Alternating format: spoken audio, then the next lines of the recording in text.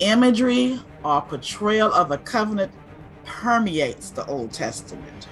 However, for some, a covenantal agreement seems to be so informal. Does the Bible use other imageries to describe the relationship between God and his people? We're exploring the Ancient Book of Deuteronomy to obtain helpful guidelines to aid us in our daily living. In this lesson, we examine other imageries found in Deuteronomy that portray the relationship between God and his people back then and even now. In terms of God's agreement or covenant with the Israelites, our key text is found in Genesis 17:7, which says, "I will establish my covenant between me and you and your descendants after you in their generation for an everlasting covenant, to be God to you and your descendants after you." The title of this lesson is Other Images. Most would agree that there are similarities between Israel's covenant with God and covenantal agreements made between other kingdoms. Why is this? It is because God dealt with his people in ways that they could understand. Some might see the idea of a covenant or a legal agreement between two parties with rules, stipulations, and regulations as cold, formal, and rigid. However, we must remember that God is the lawgiver. But the thing is, a covenantal agreement or contract is not sufficient to demonstrate the depth and breadth of the kind of relationship God wanted to create with his people. Hence, besides the imagery of a contract agreement, other imageries are used in Deuteronomy to help portray the same idea as the covenant between God and his people. Let's take a look at these imageries. Deuteronomy 8:5 portrays the imagery of a loving family relationship between parent and child. It says, "You shall know in your heart that as a man chastens his son, so the Lord your God chastens you." So does Deuteronomy 14:1, which says, "You are the children of the Lord your God. You shall not cut yourselves or shave the front of your head for the dead." And Deuteronomy 32:6 is another portrayal of family imagery. It says, "Do you thus deal with the Lord, O foolish and unwise people? Is he not your father who brought you? Has he not made you and established you?" Deuteronomy 32:18 through 20 also portrays the family relationship. It says, "Of the rock who begot you, you are unmindful and have forgotten the God who fathered you. And when the Lord saw it, he spurned them because of the provocations of his sons and his daughters.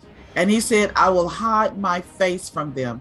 I will see that their end will be, for they are a perverse generation, children in whom is no faith." These imageries are metaphors. They are symbols designed to describe someone or something. As in, laughter is the best medicine. We know that laughter is not literally medicine per se, but is an excellent cure for many illnesses. So laugh out loud, have a big belly laugh, and see how you feel after you finish laughing.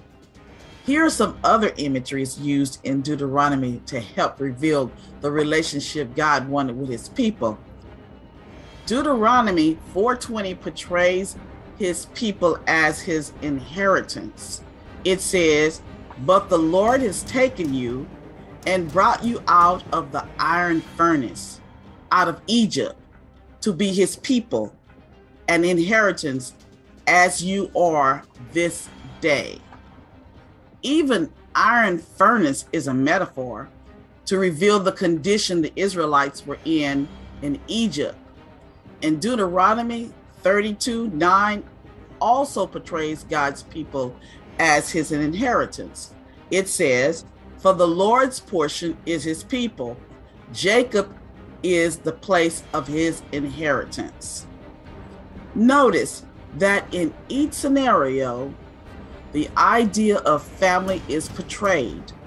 Family ideally should be the closest, tightest, and most loving of all bonds. So God has always wanted this kind of relationship with his people, even after their shameful rejection of Jesus during the time of the cross. Jesus, after he had been resurrected, said to the two women, both of them who were named Mary, "Go and tell my brethren to go to Galilee, and there they will see me." Even as the resurrection Christ, he referred to his disciples as brethren. This is another example of God's love and grace toward us. It demonstrates the type of love that flows from God to those who don't deserve it. God giving his grace and love to the undeserving is the type of relationship between God and humanity that has always existed. Romans 8:15 is the imagery of slavery and adoption. We're slaves when we attempt to save ourselves by works, but we are set free and adopted into the family of God when we by faith accept the covenant of grace by faith in Christ Jesus, as did Father Abraham. Paul in Romans 8:15 says, "For ye have not received the spirit of bondage again to fear, but ye have received the spirit of adoption, whereby we cry, Abba, Father."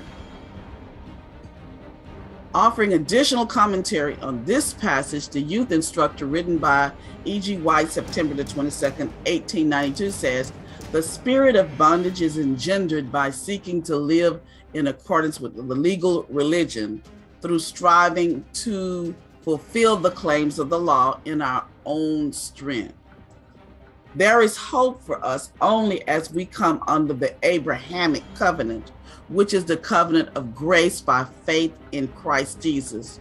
The gospel preached to Abraham, through which he had hope, was the same gospel that is preached to us today, through which we have hope. Abraham looked unto Jesus, who is also the author and the finisher of our faith. Thus, we cast aside the notion that we can save ourselves by our works.